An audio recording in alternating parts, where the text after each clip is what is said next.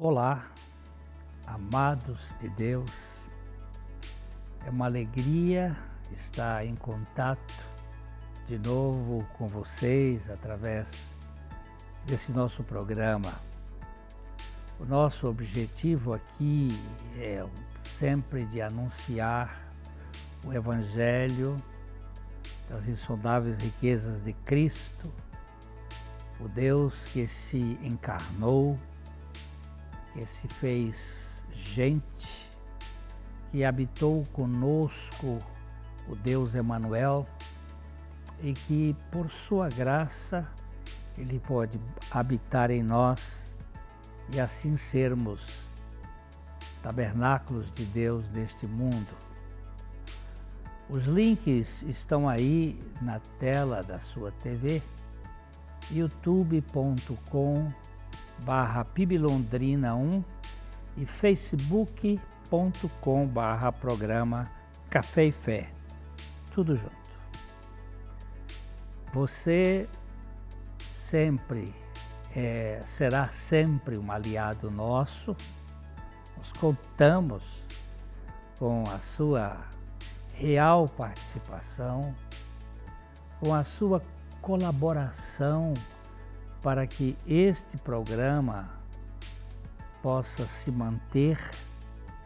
Nós contamos com as suas orações diante das lutas que enfrentamos e pedimos que você divulgue o programa para que ele alcance o maior número de pessoas. Que o Senhor seja glorificado, que vidas sejam alcançadas. Nós vamos às indicações de leitura dessa semana e já a gente volta.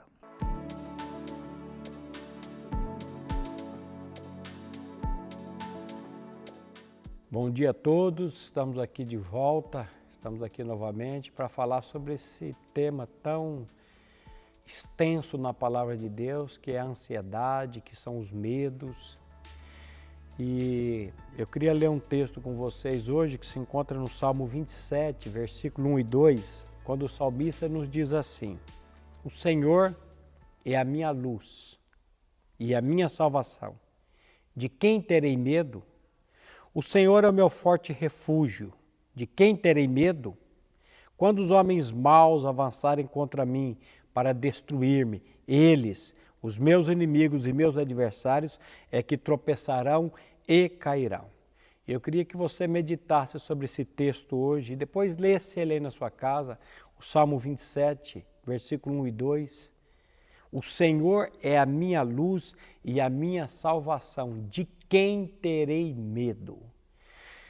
O primeiro sentimento do homem depois da queda, quando você lê Gênesis capítulo 3, o primeiro sentimento depois da queda foi medo.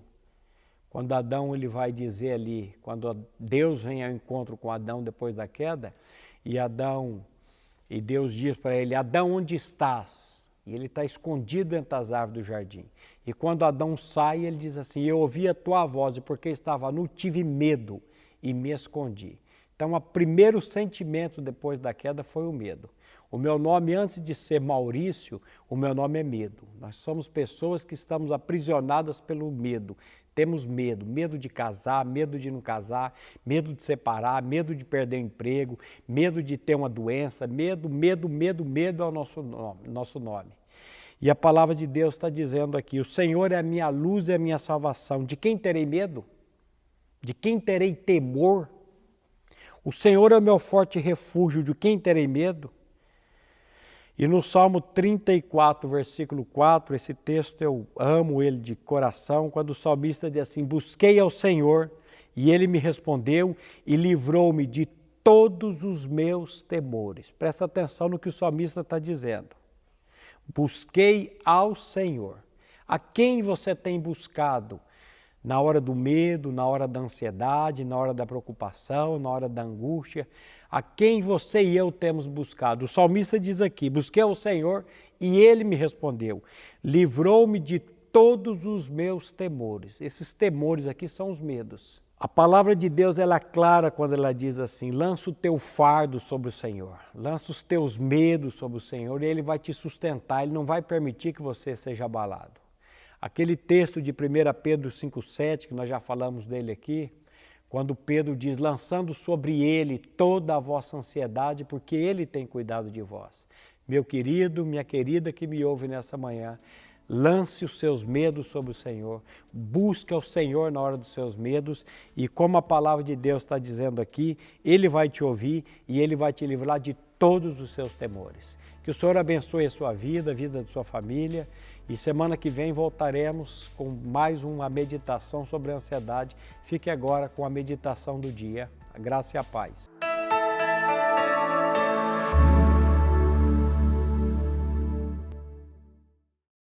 Na Ótica Higienópolis você terá um atendimento diferenciado com as melhores opções de lentes e armações para a sua qualidade de vida, sem abrir mão da estética e moda. E o melhor, você não paga mais por isso.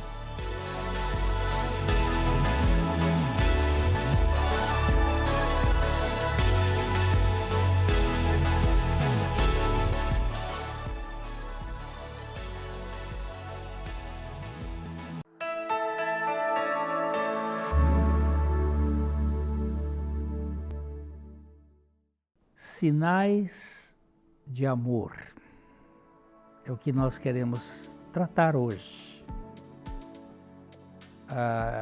De dia, o Senhor dirige seu amor e à noite, sua canção está comigo, uma oração ao Deus da minha vida. Diz o Salmo 62:8. 3 vezes Jesus fez a mesma pergunta a Pedro. Jesus ainda está fazendo esta pergunta hoje a cada um de nós. Você me ama?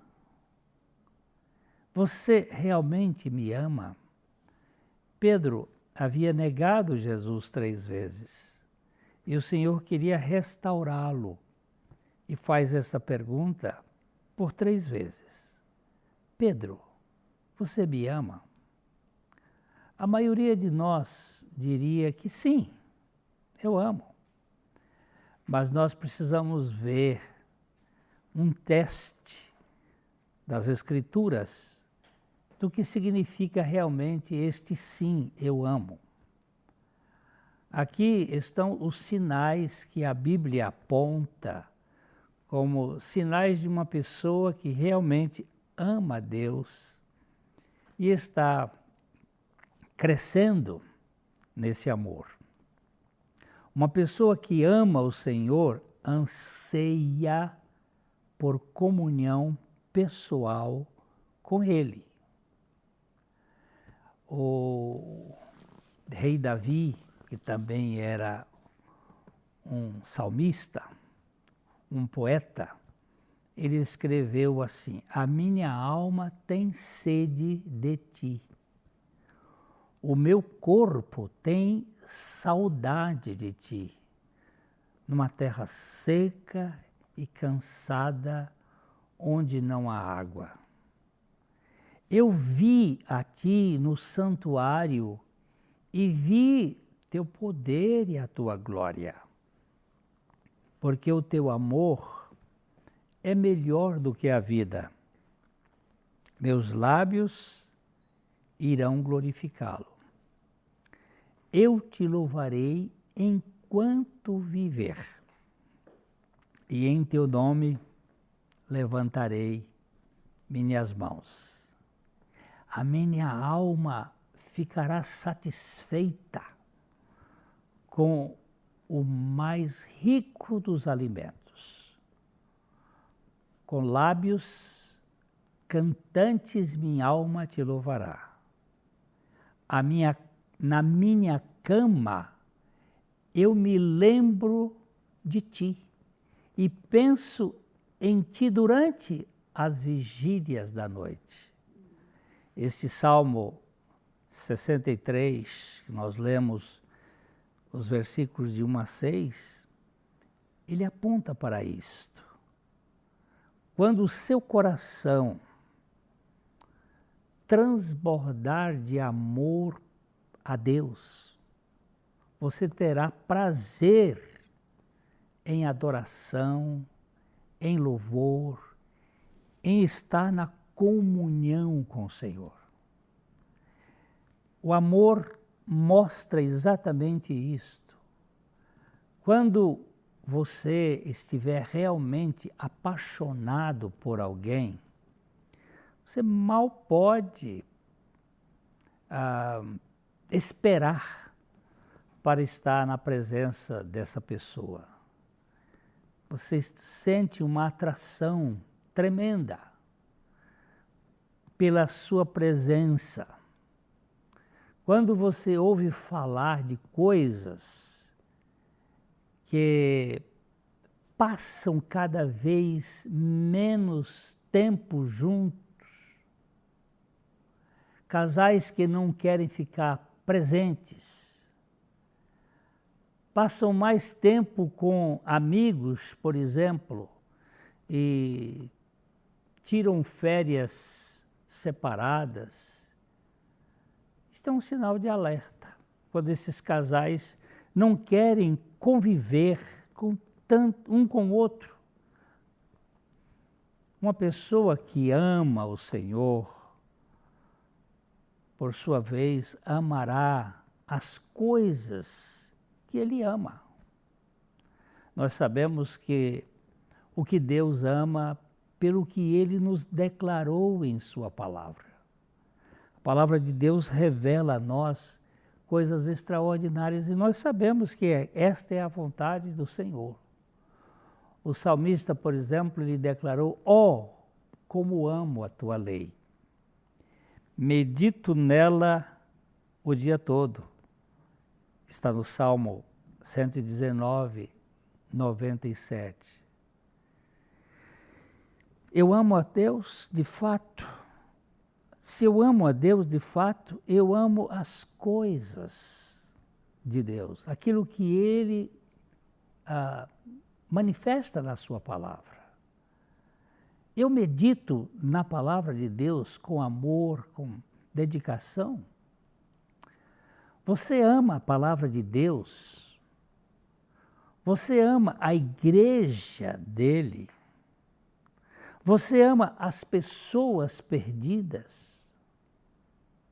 Uma pessoa que ama o Senhor, por sua vez, odiará as coisas que Deus odeia. Ele vai detestar certas coisas que não alegram o coração do Senhor.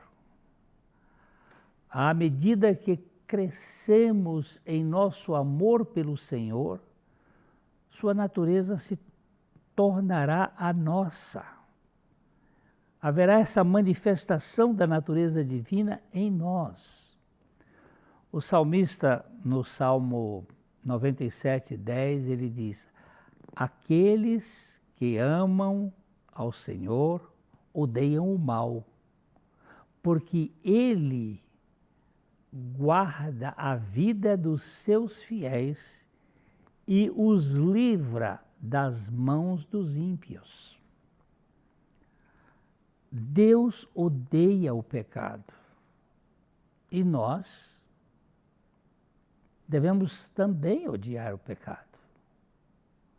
A Bíblia nos diz: odeie o que é mal e apegue-se ao que é bom. Isso está dito em Romanos capítulo 12, versículo 9. Nós precisamos detestar aquilo que é mal e amar aquilo que é bom. Eu amo ao Senhor de fato? Pedro, tu me amas? Glênio, tu me amas?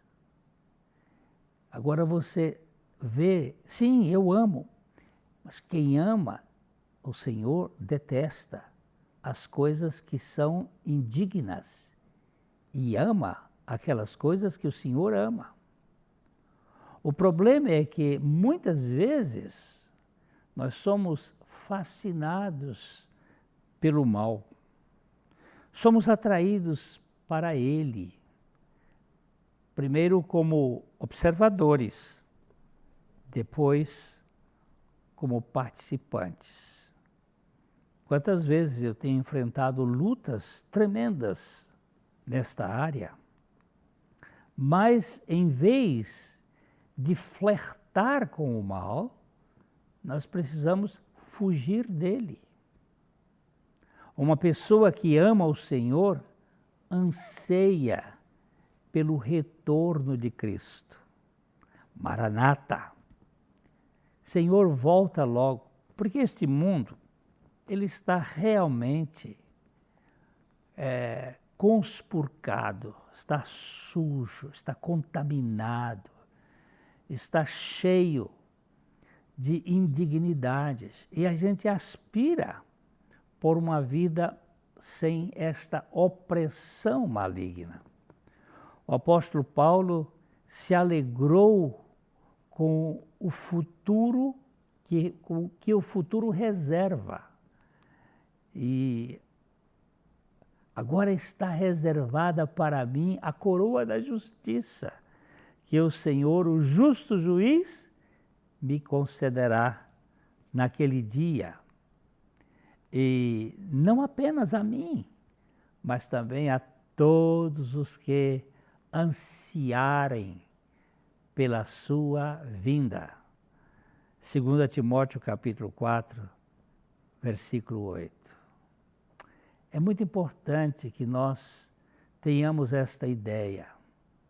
Finalmente, uma pessoa que ama o Senhor guardará os seus mandamentos.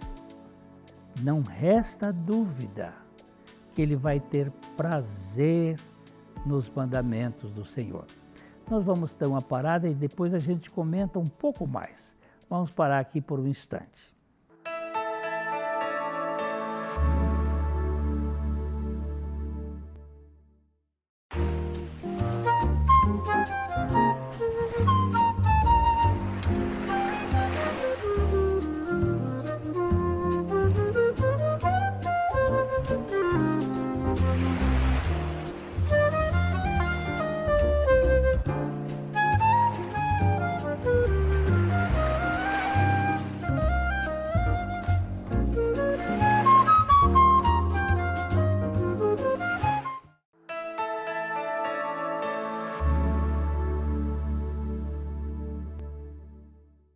Eu estava falando aqui há pouco que uma pessoa que ama o Senhor, ela vai ter prazer em guardar os seus mandamentos.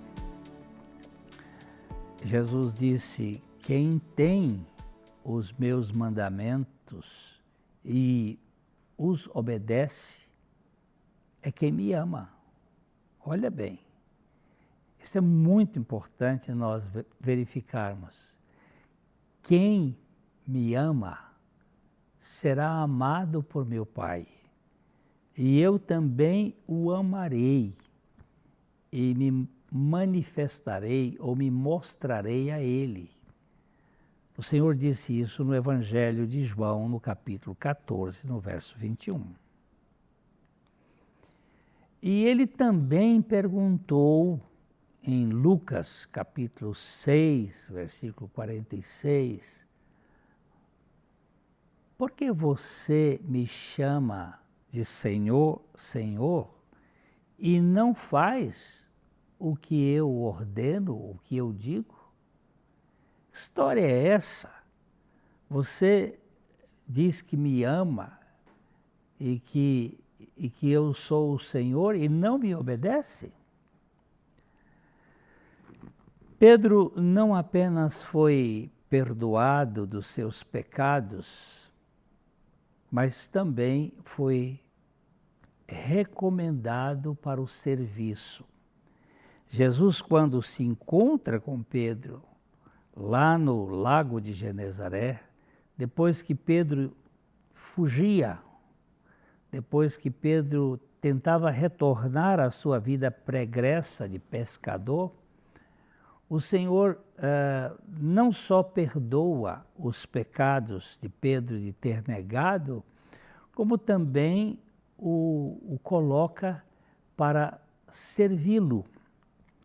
Talvez você tenha falhado na sua vida, até recentemente, talvez tenha cometido alguma coisa que, de certo modo, ofende o caráter de Deus.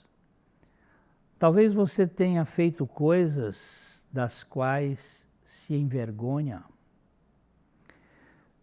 Nós somos pessoas falhas e nós precisamos do perdão do Senhor e da restauração das nossas vidas. Dizer simplesmente eu amo pode ser apenas uma declaração, mas não uma confissão de fé realmente. Você entende como Pedro deve ter se sentido naquela manhã no mar de Tiberíades, relutante em olhar para Jesus. Por quê? Porque dias antes ele havia negado o Senhor 3 vezes e depois saiu praguejando. Aquela expressão no grego é muito pesada. Ele disse muitos palavrões, ele disse coisas sórdidas, ele disse coisas feias. Ele saiu dali realmente como um homem que não tivesse conhecimento do Senhor Jesus. Talvez você até tenha relutado em chegar para a igreja ou em ter um contato mais íntimo com a palavra. Mas Jesus está perguntando a você hoje, você me ama? Porque Deus amou o mundo de tal maneira que Ele deu seu Filho unigênito para que todo que nele crê não pereça, mas tenha a vida eterna. Foi o que o Senhor Jesus disse em João capítulo 3, versículo 16, onde está a síntese do Evangelho, o amor de Deus para conosco e a sua obra salvadora em nosso favor para nos libertar de nós mesmos. Porque o grande problema sou eu, com o meu egoísmo, com a minha incredulidade, com a minha autossuficiência. E eu preciso ser livre de mim. Esta é a proposta do Evangelho. Agora, a pergunta é exatamente essa. Você me ama? Se o fizer, prossiga com a tarefa de caminhar com Ele e de obedecê-lo. Se você disser, eu amo, então procure de alguma maneira andar com o Senhor. Assim como Jesus chamou os discípulos lá da praia para estar junto com eles, que eles estavam pescando, Ele está chamando você, agora mesmo, Ele está chamando, vem a mim, você que está cansado, sobrecarregado, eu quero aliviar você. Você anda cheio de preocupações, de angústias, de medos, de culpa, de vergonha. Você está cheio de coisas. Vem a mim, que eu quero aliviar você. Eu quero torná-lo uma pessoa leve, descomplicada, uma pessoa que tenha uma vida que valha a pena ser vivida.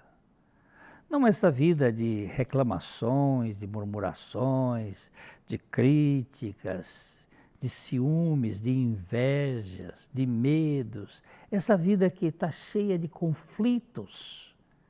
Vem a mim. Eu não quero fazer de você um religioso ou uma religiosa. Eu quero fazer de você Um filho de Deus. Ah, mas todo mundo é filho de Deus? Não, todos nós somos criaturas divinas. Fomos criados por Ele, mas por causa do pecado, nós nos tornamos criaturas pecadoras e separadas e rebeldes. E o Senhor quer realmente restaurar as nossas vidas e transformá-las para que nós sejamos filhos de Deus. A Bíblia diz que Jesus veio para o que era seu e os seus não receberam, mas a todos quantos o receberam, deu-lhes o poder, deu-lhes a graça, deu-lhes o prazer de serem feitos filhos de Deus, a saber, aos que creem no seu nome, os quais não nasceram nem do sangue, nem da vontade da carne, nem da própria vontade pessoal, mas nasceram de Deus. Deus tem um propósito nisso. Talvez você esteja curioso ou curiosa e queira saber mais sobre Jesus Cristo. Neste caso, ele diz, venha e veja por si mesmo. Venha a mim e conheça pessoalmente. Se houver no seu coração este desejo, já saiba que foi Ele que colocou esse desejo em você. Talvez você esteja cansado, muito cansado. Cansado de religião, cansado de sua filosofia de vida, cansado de seus esforços inúteis. Jesus diz, venha e descanse. Venha todos que estão cansados e descanse. Pode ser que sua vida não tenha sido o que você esperava, que não tenha sentido, ele esteja uma vida vazia. Se você tem puxado muitas redes vazias, como aqueles discípulos que passaram a noite toda jogando a rede, puxando a rede, jogava a rede, puxava a rede, mas sempre vazia. Então é hora de deixar Jesus subir a bordo do seu barco, de entrar na sua vida e de trazer revelação e descanso para a sua vida. Venha e veja, venha e descanse, venha agora, conheça o Senhor. Ele veio para o que era seus, os seus não receberam, mas todos quantos o receberam, todos, Ele deu-lhes a graça de serem feitos filhos de Deus, para viverem de uma maneira totalmente diferente. Esta é a proposta do Evangelho. Estes são os sinais. Você tem prazer no Senhor? Você obedece ao que o Senhor está lhe dando, dizendo na sua palavra? Você tem gosto pelas coisas do Senhor? Você quer segui-lo de fato? Essas são características do verdadeiro amor. Não basta dizer, eu o amo. É preciso que você e eu andemos com o Senhor, fiquemos com o Senhor e amemos de fato o Senhor, para que Ele seja o nosso tudo neste mundo tão vazio. Que Deus abençoe profundamente a sua vida e que você e eu ganhemos a dimensão das realidades espirituais que transformam a nossa vida vazia e sem sentido numa vida cheia da realidade, da alegria do Senhor. Até o nosso próximo programa de Coração para Coração.